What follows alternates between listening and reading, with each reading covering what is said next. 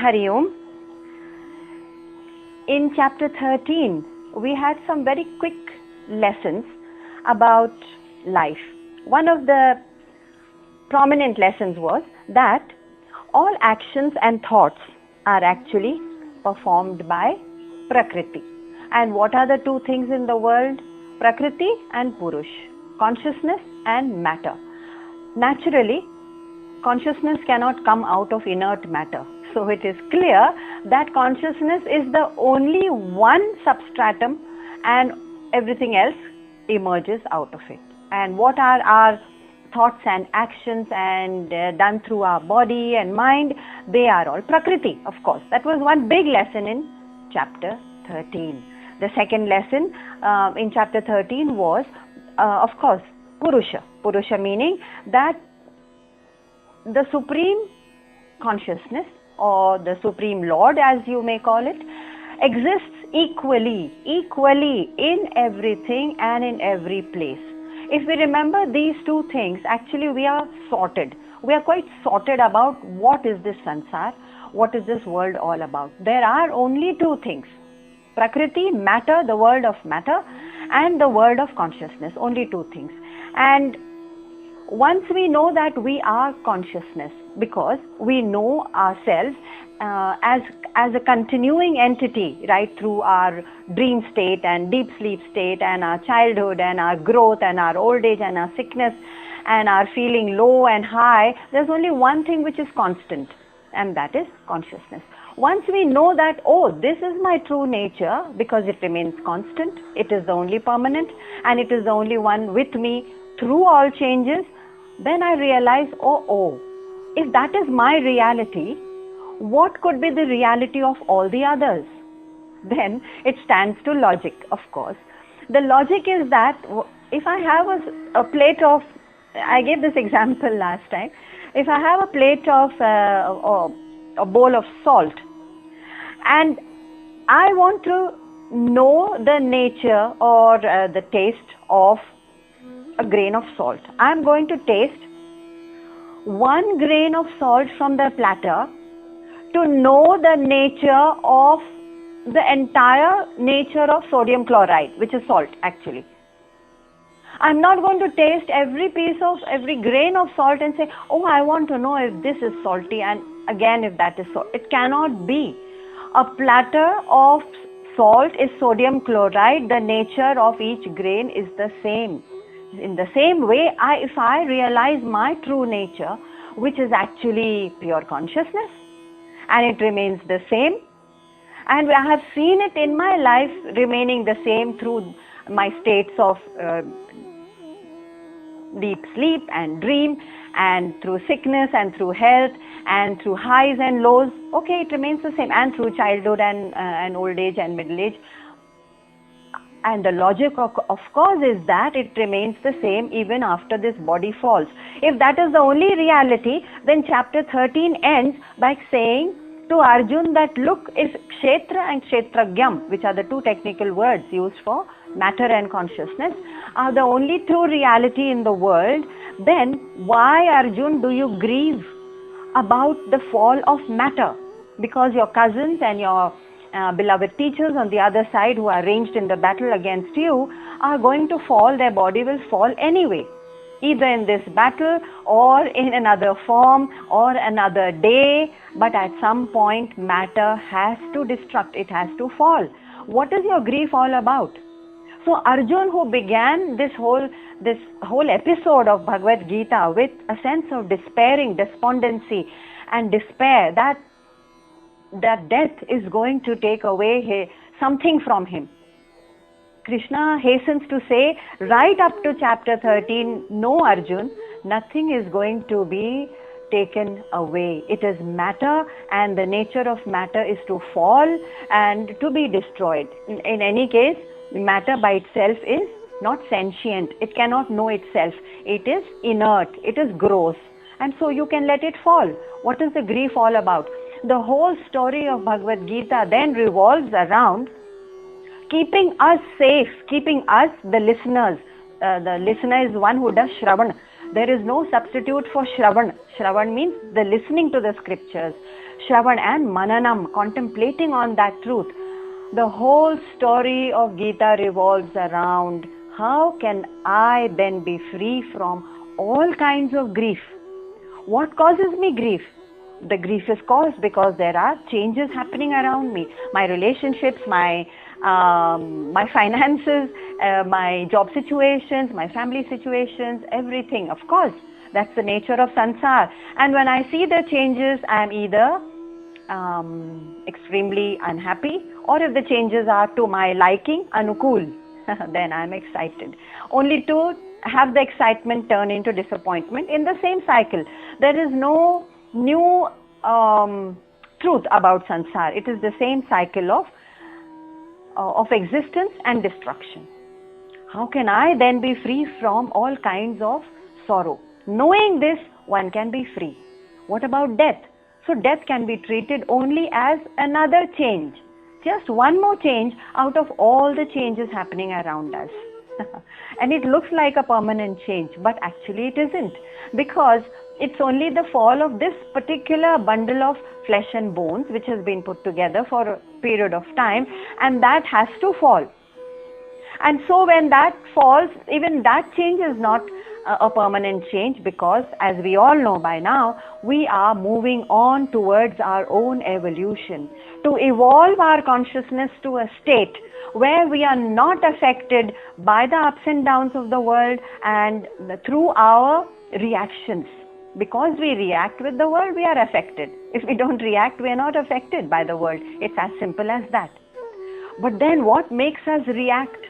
What makes us respond to the world, and what makes us want to have certain things our own way and try and resist some things which are not to our liking? All these reactions, Bhagwan says now in chapter 14, he says, look Arjun, I'm going to free you even further from your grief if you know the simple truth of why you are engaged in the world the way you are. Why do you react? So the 14th chapter says, very simple, Gunatraya Vibhaga Yoga Namaha. Guna means qualities. Traya is three, Vibhaga. So Bhagwan says, distinguish between the three qualities that you have and that all other human beings have. And what are these qualities? Of course we know. We are reacting to the world coming from our standpoint, our mental attitude of sattvic mind or rajasic mind or tamasic mind. There's nothing else.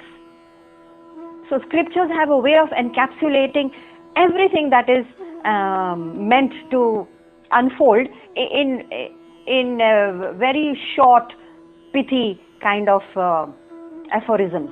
So here we have rajasic, tamasic and sattvic minds. So what has it got to do with my grief in the world? Oh, that's the whole story of chapter 14.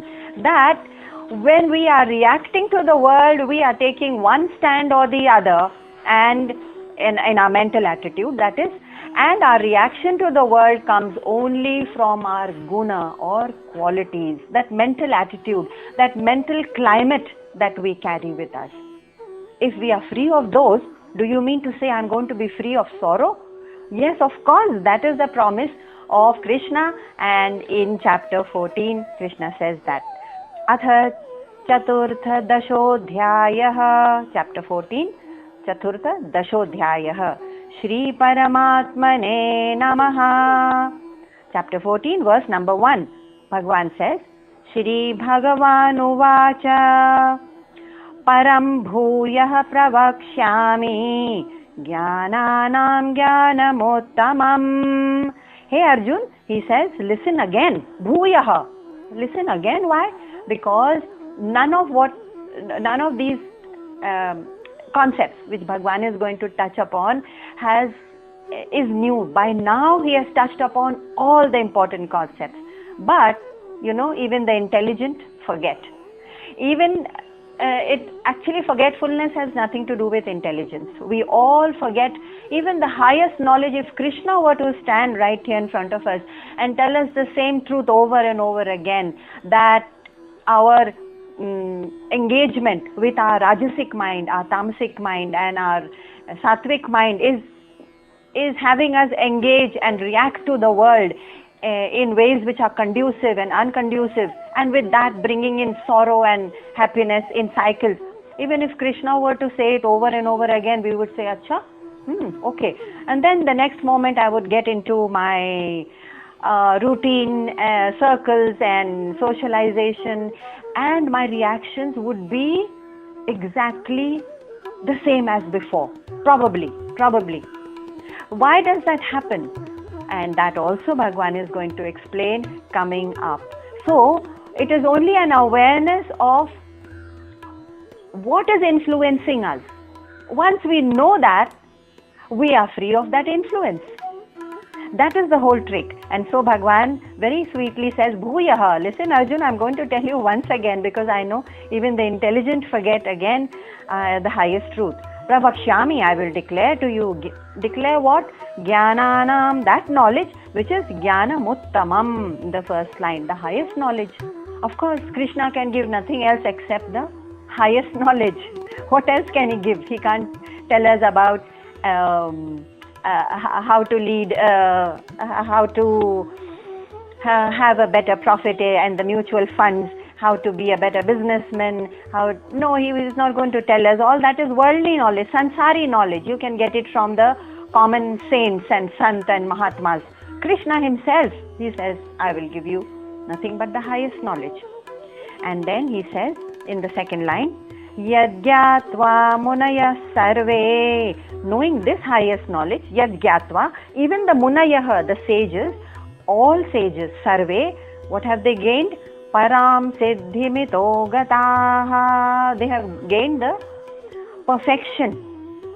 They have attained perfection, which means, of course, siddhi, which means moksha, which means what? The severance, the breaking of the cycle of birth and death. We keep forgetting that this is actually our ultimate purpose. And then we get entangled in the ups and downs and the highs and lows of the sansar, and this is all controlled and actually propelled by the quality of the mind. So in chapter 14 he is going to come exactly to the point to say, look, watch out for the quality of mind, and I can free you not only from sorrow and joy, of course, but also from birth and death. That is called the Param Siddhi, the highest perfection, which every Muni is the saint or seeker, strives for. So Bhagwan's very first verse is a lovely promise, a promise that motivates us to say, yes, I want to hear the highest knowledge. I want to change the quality of my life, not quantity. Why quantity? Because we are so busy increasing the standard of our life, and by increasing the status of our life, by increasing the number of possessions and luxuries that we can own and have, and that has been the normal way that we have sort of gauged our progress in life, and that is only quantitative. How many possessions can we have? How much of luxuries can we have? And with every luxury and possession and raise in standard of life, of course, there is a lot of applause and appreciation and lots of people who will look up to us. All that comes along with the fame and money and wealth. All this is quantitative change, and we have been so busy all our lives making a quantitative change in our lives and raising the standard higher and higher. Bhagwan says, this is the time now to make a qualitative change in your life. And a qualitative change cannot take place outside. I can't bring in anything, I can't buy anything and add it to my life from outside. A qualitative change takes place only and only from within. And that's the beautiful promise. So going over verse number 1 again. Param bhuyah pravakshyami jnananam jnanamuttamam. That jnana, which is the uttam, highest jnana, I am going to offer you. Yad gyatva munayah sarve. All the sages, having known this, param siddhimito gataha, attain the highest. This promise actually brings us to a point of excitement where we say, yes, I want to make a change in my life. Now, if that is a promise we make to ourselves, then that is a promise we will make to Krishna. That yes, I am going to make a change in that qualitative change which Bhagwan is going to explain here and now. Not tomorrow, not another day, but having watched the quality of my mind right now. Why? Because for thousands and thousands of janmas and births and deaths, I have gone through the same thing. And have I understood anything about sansar? No, not much. Except that a few luxuries and a little bit of fame and money and wealth and comfort brings me joy. And when these pass on or deplete, it brings me sorrow. That's all that I have learned. The waves and the troughs between highs and lows and sorrows and joys is the only thing I have learned in all these janmas or births in my life. Why have I learned only this poor little lesson? Because each time I engage with the world with a body and a mind, and which means I'm born, and this body then grows and engages in the world, I seem to make the same mistake over and over again. And the mistake is that I am permanent, everything around me is permanent, and that my relationships are permanent, my wealth is permanent, my status and how people appreciate me, all that, whatever we value, basically, we treat it as permanent, as a given. And yet, because we do this, we settle very heavily into a sansar where we are but guests, very, very temporary guests. And everything else is also passing. Now, this mistake has led us to have so many janmas, so many births of experiencing the same joy and the same sorrow at the loss of all the things which I thought were permanent. Why aren't they permanent? Now, settling heavily into a world, we have to live very lightly, knowing that, yes, this is mine today. Can I just give it away? Because 10-15 years hence, I'm not going to be either able to use it or be around to use it. Can I just treat my possessions lightly and then treat my own life also lightly? That is the only way we can realize that nothing is permanent. Now, Shastra, of course, has been propounding this, scriptures. If only we had bothered to hear the scriptures, they have been propounding and declaring this truth from the rooftop for millennia, for centuries, saying, look, nothing is permanent. Don't hang on so heavily to anything, neither outside are, of course, all possessions, nor your own psychological self. I am like this, these are my likes, these are my dislikes, and then I hang on to everything, even psychologically. That hanging on is a sure formula for sorrow. Because this journey of ours, which we have undertaken along with this body, the body being the car and the vehicle, this journey actually is meant to move us towards freedom and moksha. But we do the opposite. We use this vehicle to actually tie us down even more strongly to the outer possessions and to our inner psychological makeup. मैं तो ऐसा ही हूँ. I have these likes and dislikes and these preferences and these talents, and everything which is related to the I, the aham, then becomes the very strong I journey. That I journey is not going to last too long anyway, and we have seen it all around, because bodies fall either due to age or their prarabdha. Prarabdha means that allotted karma. Whatever karma was allotted to us for this particular life, when it's finished, exhausted, it's time to go. It's time to pack up. And so this journey actually, then how do we view it? We view the journey as, I know I have to move towards freeing myself by myself through my own effort and free myself. But what about this journey which is giving me so much of sukha dukha. They are just passing vistas, passing scenery, the sukha and the dukha, like sitting in a train, and from the train window we see so many kinds of things passing by, and there are wells, and there are dales, and there are hills, and there are villages and ditches and and rivers.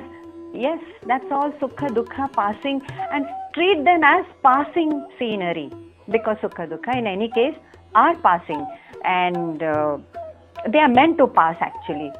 Chapter 2 has already explained that. So agama payuno anityaha, nothing is permanent. Sukha dukha, passing scenery. Okay, if that's my journey, then the question arises that what is the main topic of chapter 14? Why is it that when chapter 13 we have already seen that there is only one and one single permanent truth, and that is consciousness, and that is not different from one person to another? How can it be different? The same sodium chloride which is in 1 grain of salt is in the entire platter of salt. It just cannot be, it doesn't stand to reason that whole platter of salt cannot have a different chemical composition in every grain. And therefore, all of us then, we see ourselves as different. There is a multiplicity of characters and attitudes and behaviors and reactions to the world. Everybody looks different, of course they are. But this multiplicity of conduct and mindsets and behaviors, how is it that that one consciousness produces this multiplicity? So it's not very difficult to understand. This multiplicity which is on the outer shell actually is just passing. So it's compared to the Ganga water. Ganga water, you may take it and you may fill it in so many different vessels and bottles of different colors and hues and shapes, and yellow bottles and pink bottles and earthen pots and brass pots, and yes, these are all, they contain the same essence. The Ganga water remains the same. That eternal principle cannot change. It remains the same. So what you see outside, you may say, oh, this is not Ganga water. But it is Ganga water, and you are judging it from the color of the bottle. It may be, yellow or a pinkish or bluish hue. And you say, no, this and that other bottle, it cannot both be Ganga water, because they'll have a different hue and shade and color. But that's not true. That's exactly what Bhagavan is saying. That each one of us in our body, mind, intellect, of course we are different. And in our inner makeup, that inner makeup is the whole crux of the issue now. Inner makeup is our gunas, the qualities. Now, guna again in English does not have an exact equivalent translation, because the Western philosophical thought has not chanced upon this idea. Of course, they talk about it in psychological terms as mental attitude or a disposition or a mental climate, but none of it comes to that entire word encapsulating your entire inner world of gunas. Of course, psychologically, our gunas are different and our attitudes are different. That's why we all appear different. Appear. Remember, it is only an appearance, because just like the bottles of Ganga water, they appear different. But do we care to see what's within? The essence we will find is the same, if we care to look deep enough. Now, what is this chapter about Traya Guna? The gunas, of course, are only 3. That is Sattvic, Rajasic and Tamasic. Bhagwan is going to tell us that, look, the moment you are aware of what is driving you, what is influencing you, then you have control over it. If you don't know what is driving you, when am I in a sattvic mood or a rajasic mood, when I'm completely agitated and reacting to people and bitter about something, when am I totally inconsiderate about others, insensitive, indolent? If I'm not aware of this rajasic mood or the sattvic mood or the tamasic mood, how can I even know that these are my influencers? These are actually my influencers. So it's just like the driver who knows how to drive a car, but he has not bothered to find out about the condition of his oil filter, the air filter, the carburetor, and of course the battery. Is the battery charged enough? Is the silencer in good condition, or is it cracking in places? He doesn't know. If he doesn't know the inner condition of the car, yes, he knows how to drive the car, just like we live in the world mechanically, almost as if we are computerized by our schooling system, by our social system. We are sort of computerized to say, yes, the kind of success and material possession and status and that you gain is your mark of success. This is drilled into us. So we are like moving like automatons, driving the car. Yes, I can drive the car on the road, but when there is engine trouble, I will be unaware of how to fix it. Therefore, when Arjun had engine trouble, that's when he broke down and he said, I can't even fathom why this grief has gripped me and I cannot function in this world anymore. I mean, as a warrior, that was his job, of course, and I cannot carry on anymore. He had such a breakdown that he could not carry on anymore. So Bhagwan, instead of fixing his engine, I don't know if someone outside can do it, Krishna decided to give him this entire lesson on how to fix your inner life such that you are in command, you are in control of your own tendencies. Where are your tendencies leading you? Where are your reactions leading you? This is your air filter, your silencer, your carburetor, your battery charges. You have to be aware of it. And so, the moment I'm aware of it, I know how to fix it. I can do my course correction. If I was doing something wrong, if the battery in my car was low, okay, so I refill it. If my tamasic was getting too high or the rajasic was getting too high, I can do course correction. Only if I watch myself, I can correct my course and swing back into my true nature. And what is my true nature? Of course, it is pure Anand. I am Chit, I am always conscious, I am Sat, I am indestructible, Sat, and I am Anand. So that I swing back into my true nature of Anand.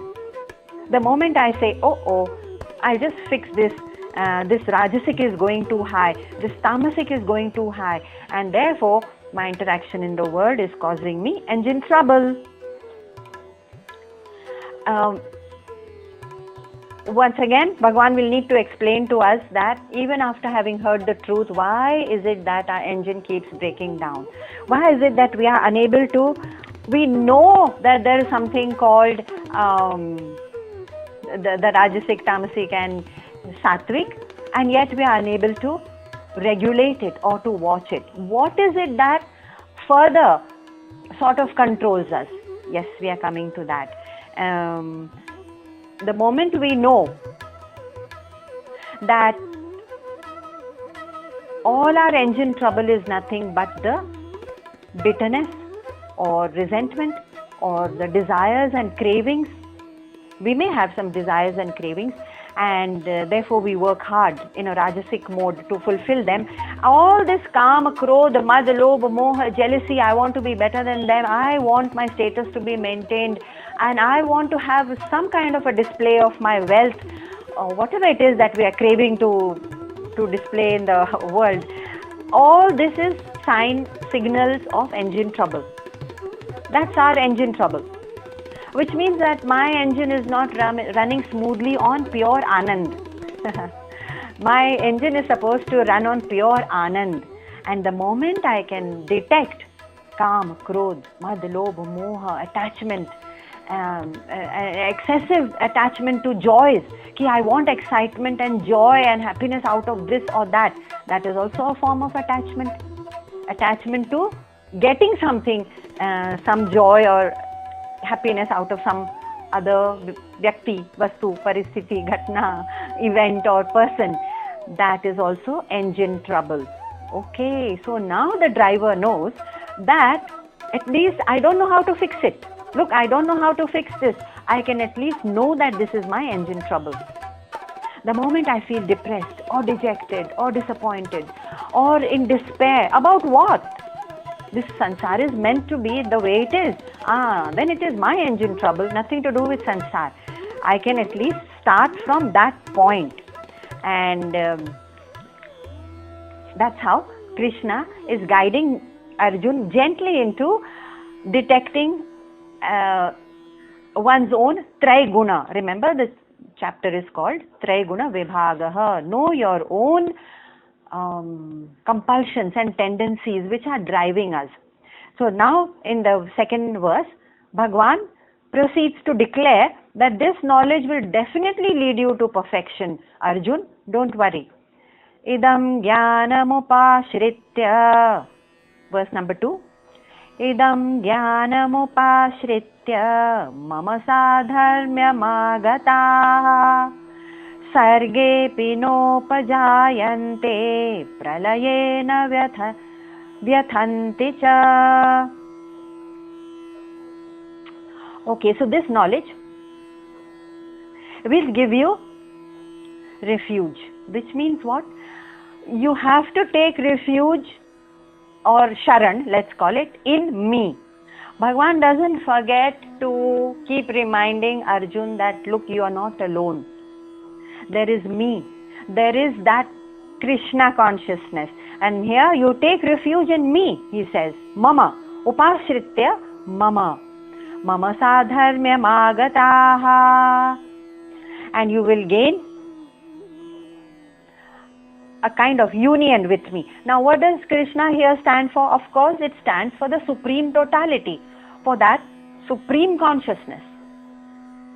That is the symbol. So we says now if we remember that is the only truth about this sansar, then it's like you're coming back to my sharan, my refuge, and then you will be safe. Sarge pinopajayante. And such people who take refuge in me, they are neither born nor are they disturbed by death. They are not disturbed by creation nor destruction.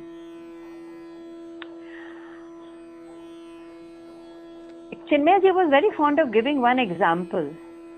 I'm tempted to quote it here. He said, every time there is this angry person who arises in you, there is a creation of an angry person. And then you give vent to anger, and then your anger subsides, and then you are back to normal, and that angry person is gone, dissolved or dead. Which means that at every moment, our thoughts, that anger was actually propelled by a certain thought. Okay, why is this not happening the way it should happen? That was just a thought. A thought can actually give rise to n number of creations, let's say. N number of ways of behaving. That's a kind of creation. And then you give up that way of behaving, and that's the end of it. That's the death of it.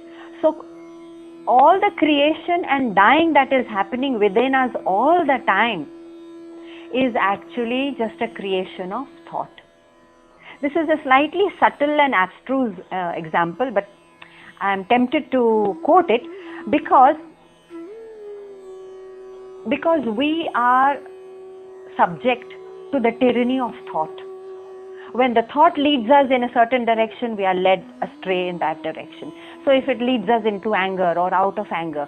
So Bhagwan says, if you know that there is only one ultimate truth and it is thought which is playing mischief, you will not be either disturbed by creation nor disturbed by death. So here, death and creation also means in the ultimate sense, and it also means in the creation and death of every thought which is arising in us and dissolving in us all the time. All the time, that's all that is happening to us actually. The arising of some thought and then the dissolution of that thought. So, a person who is now aware of the highest truth will not be disturbed by this. That means Arjun is being guided towards being free of the tyranny of thought. to go beyond thought, let's call it, to transcend thought, and not to be a victim of thought, to transcend thought. That is one way to look at it. Upashritya mama, yes. Now, when it comes to the mind and the thought, the simple truth is, how in heaven can we reach the highest truth if the mind and thought is forever befogging us? Befogging means clouding us, clouding our mind with all kinds of thoughts and dragging us to the lower planes, of all kinds of reactions to the world, and or despair or disappointment or bitterness or revengefulness or one-upmanship or seeking attention. Watch our minds when we feel that we deserve a certain kind of attention, and someone who is very significant in that social group or whatever is constantly giving a lot of attention and importance to someone else. Watch your mind at that time. That is if you're expecting attention. If you're not expecting attention, you won't even notice it. Acha, someone has got attention. Wow, wonderful. Let me also applaud that person. But when we have our own expectations of attention, and these are very, very subliminal. Subliminal means they're so deeply sunk into our subconscious mind that we are not even aware of that niggling discontent which is creeping up when someone is behaving in a way we do not expect or do not like. Now, our own liking and our own dislike is the cause of our own sorrow, because we are causing our own mind a disturbance.